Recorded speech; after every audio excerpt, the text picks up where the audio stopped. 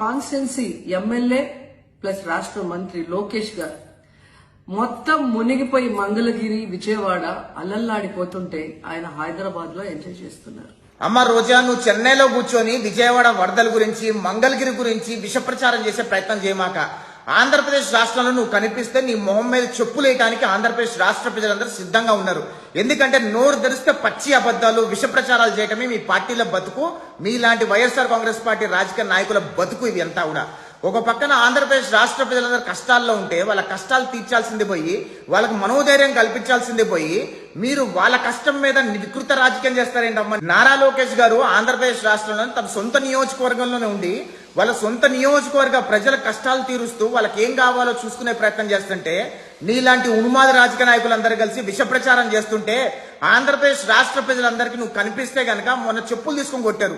ఈసారి మొహం మీద అర్థమైందనుకుంటా.